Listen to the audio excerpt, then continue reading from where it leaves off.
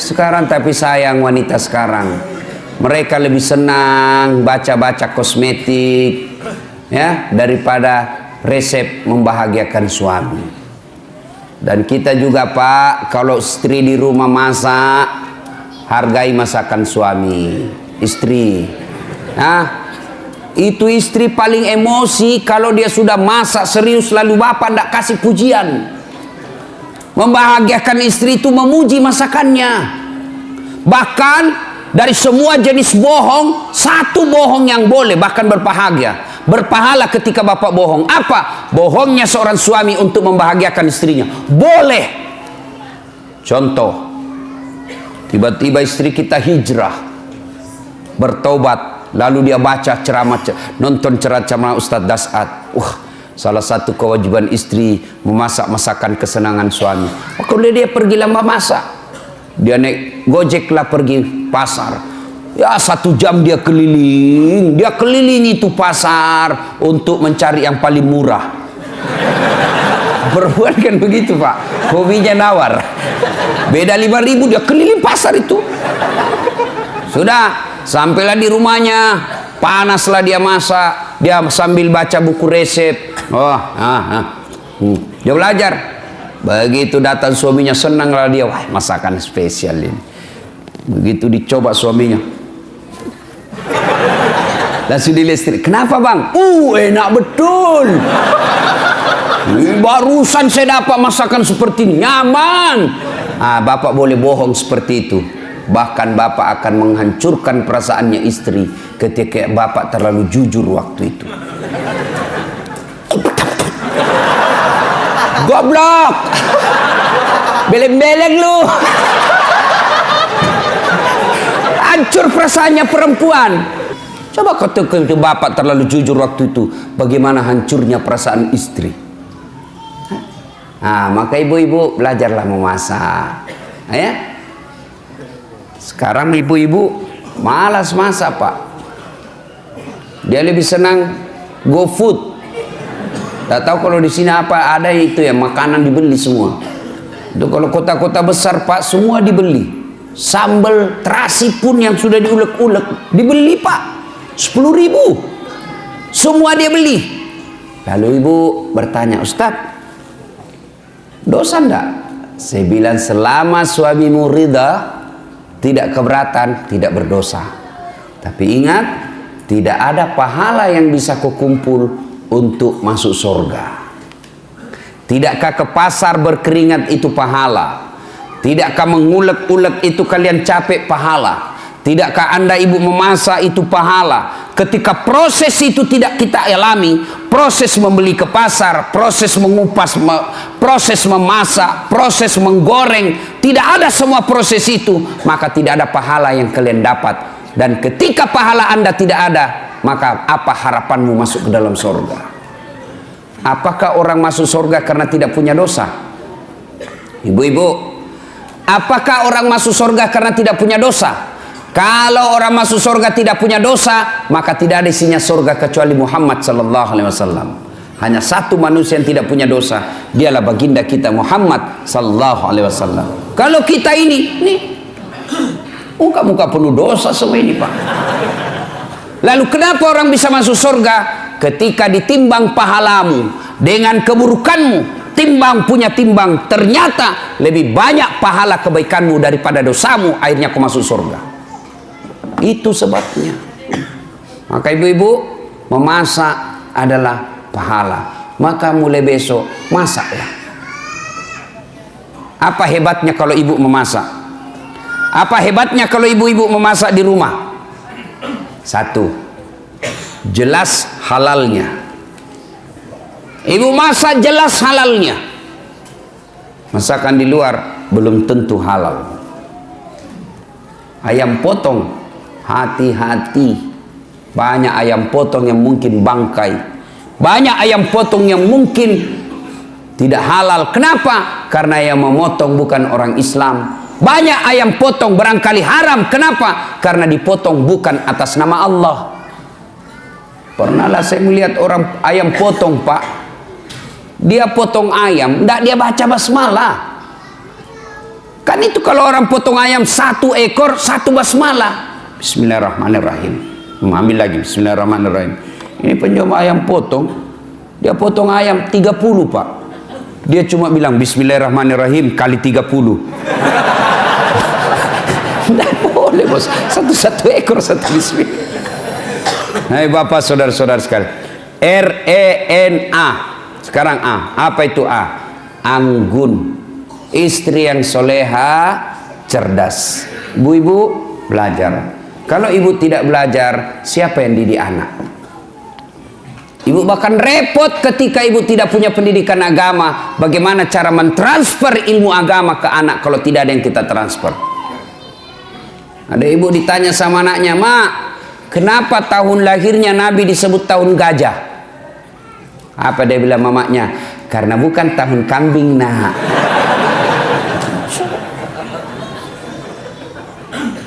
Ilmu ibu untuk mendidik anak. Maka ibu-ibu sekolah kuliah tinggi-tinggi sebenarnya bukan sekedar untuk cari kerja. Ibu-ibu jadi dokter, jadi sarjana, jadi magister, bukan sekedarnya untuk status sosial semata, bukan untuk mempermudah dapat kerja, tapi yang lebih utama ilmu yang ibu dapat di kampus, ilmu yang ibu dapat di uni perkuliahan, tujuannya apa? Untuk mendidik anak-anak di rumah.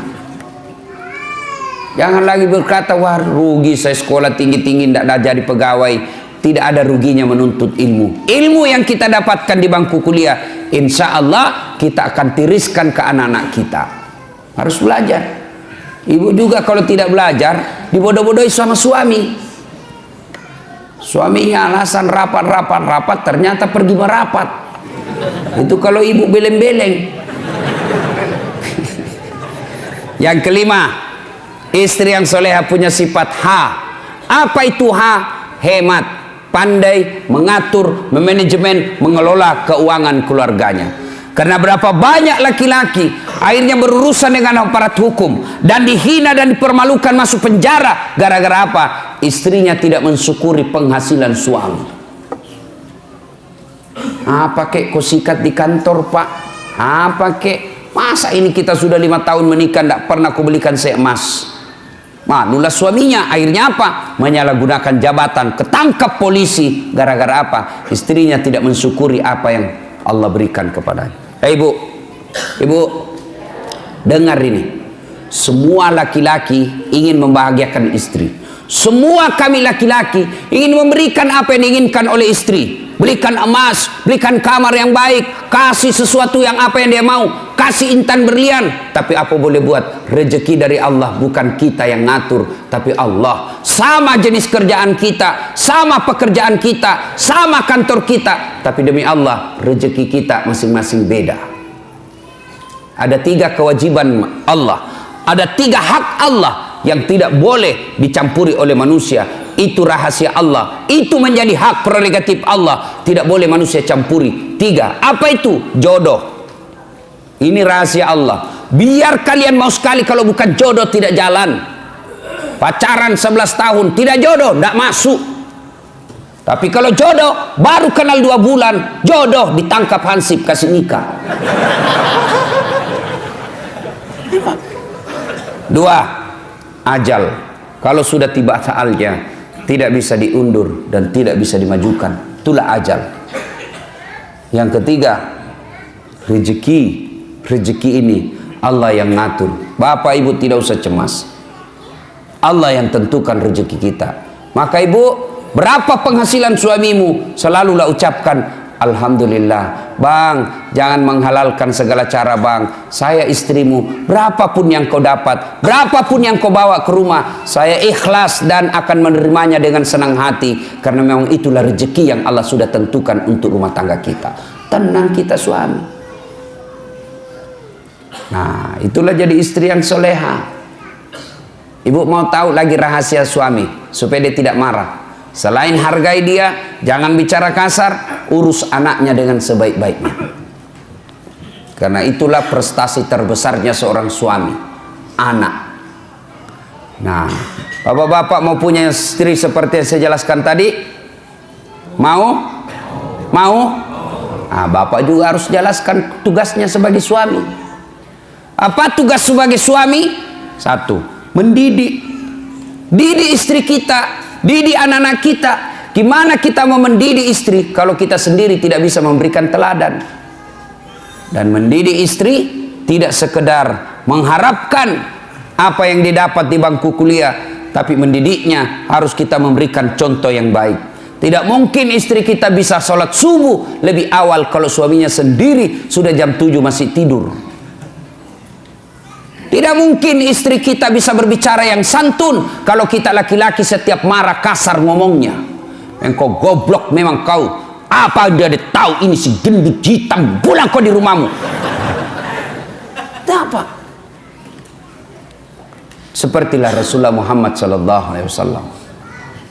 Beliau rumah tangganya beliau kecil. Coba lihat, baca itu sejarah hidup rumah tangga Rasulullah. Rumah beliau dijelaskan oleh riwayat, kalau beliau berdiri sholat jamaah, kepalanya Rasulullah tersentuh dengan plafonnya. Bayangkan kecilnya itu rumah Rasulullah. Kalau beliau sujud berjamaah dengan Aisyah, kepalanya Aisyah mengenai kakinya Rasulullah Muhammad SAW. Begitu kecilnya rumahnya. Tapi beliau dalam keadaan rumah yang kecil itu, baiti jannati, rumahku laksana surga bagiku. Kenapa Rasulullah? Satu, karena Rasulullah memberikan keteladanan, memuliakan istrinya, tidak pernah menghina istrinya, tidak pernah kasar bicara sama istrinya, tidak pernah menyakiti hati istri beliau. Padahal beliau punya istri 11. Bapak berapa istri? Kenapa satu? Pernah dengar cerita orang kaya banyak sekali amalnya, Pak, diadili, namun panggil tersangka 10 maju. Rumah berapa? 5.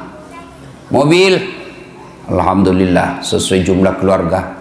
Anak saya 5, masing-masing saya belikan mobil, istri juga saya 7. Sedekah, alhamdulillah saya membangun satu masjid, orang-orang miskin saya bantu. Haji, alhamdulillah 2 kali haji, umroh tiap tahun. Sholat, alhamdulillah 5 waktu saya tunaikan, sunnah-sunnah pun saya jalankan, alhamdulillah. Wah, kau rupanya orang baik.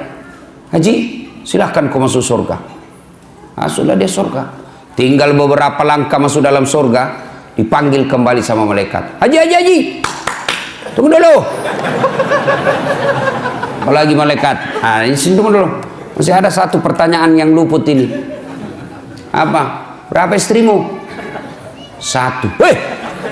Kenapa cuma 1? Kau kuat banyak duit, rumahmu saja 5, mobilmu 7, banyak uangmu, kenapa 1? Saya takut sama istriku Tuhan. Ini pelanggaran besar. Kau lebih takut sama istrimu daripada Tuhanmu. Ini syirik, masuk ke neraka. Makanya bapak-bapak hati-hati, Pak. Marah ibu-ibu di belakang. Bapak saudara-saudara sekalian, ya.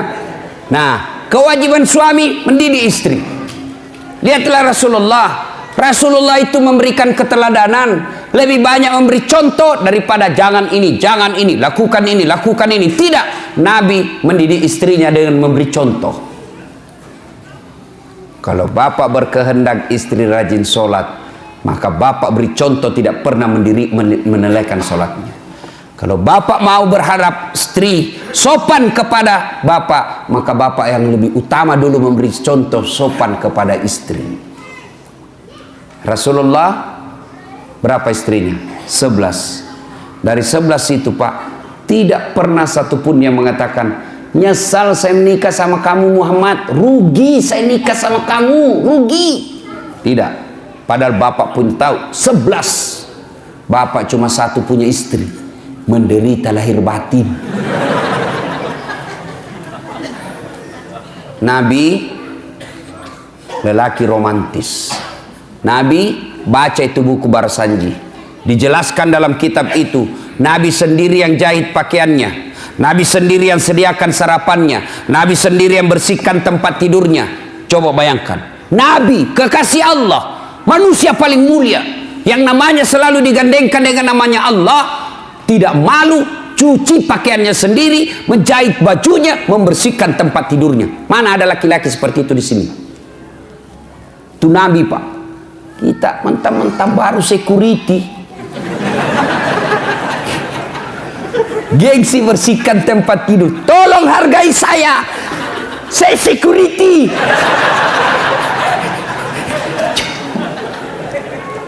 Itulah Rasulullah, tidak malu bersihkan tempat tidurnya. Coba mulai besok, Pak, memperbaiki diri rumah tangga kita, berikan contoh yang teladan yang baik. Jangan pernah kasar bicara sama istri. Nabi romantis, begitu romantisnya Nabi, Masya Allah. Minum, beliau kalau minum, setiap minum begini, coba saya kasih contoh ya. Oh, ini ada yang sudah terbuka. Misal Pak ya, beliau minum, Bismillahirrahmanirrahim. Dia kasih istrinya. Hebatnya lagi, bekas bibirnya istrinya yang diminum. Jadi beliau minum gini, kasih lagi istri, minum lagi setutugu, kasih lagi istri. Hebatnya bekas bibirnya istrinya. Coba kalau bapak minum bekas bibir istri. Kenapa bang? Bau betul mulutmu.